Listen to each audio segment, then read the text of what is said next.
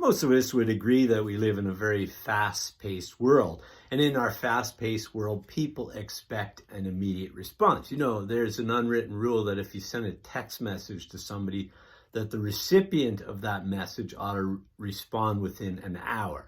Now, if you send an email to someone, the recipient of that email ought to respond within 24 hours. So we can see that people are expecting immediate responses. You know, and all of our readings today speak of immediate response.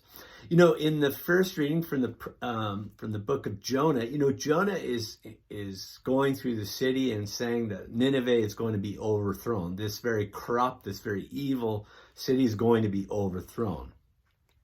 And then it goes on to say that God changed his mind. But the first thing is that there is actually no options here. You know, Jonah doesn't say, you know, this city is going to be overthrown unless you change your ways. And then the people change. No, there's none of that. But the people decide, the people make a choice, immediate choice to change their ways. Now, God is a God of salvation. You know, God is always going to save God's people. Now, it's not that God will destroy us, but we will destroy ourselves in our poor choices. You know, and a good example of this is war. You know, once you have war going on, it's just bad choice after bad choice, and it just fuels bad choices that happens. And so it's not just the violence of war that happens during war, but all the other terrible things that happen, you know, and so we lose sight. But there's always an opportunity to turn back to God. And the beautiful thing is that we turn often back to God, not by doing it right, but by doing it wrong. And when we do it wrong, we can always come back to God, and God responds to us with mercy, with the gift of salvation.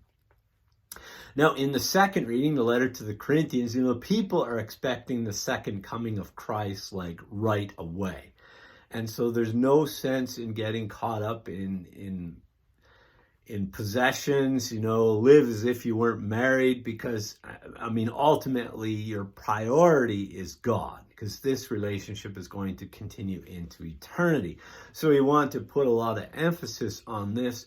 But it's also not to get caught up in the daily events of life. You know, sometimes we get so overtaken by our earthly lives that we forget about eternity.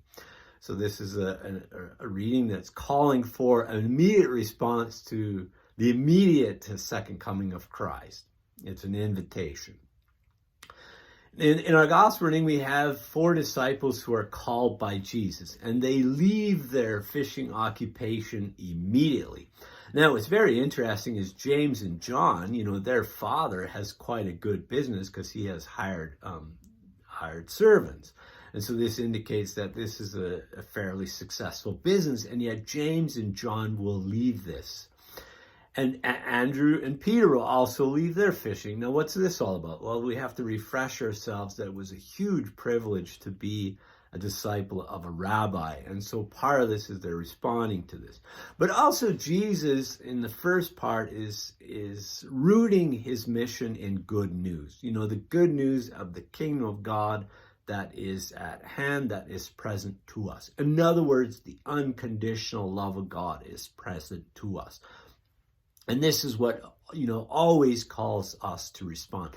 So, you know, sometimes we're not quite sure what to do in life. We're not, maybe in some cases, we don't know our vocation, but we can always respond to God's love, you know, in the way that we live our lives. And this is part of not only a gift that we can give to ourselves, but a gift that we can give to the world.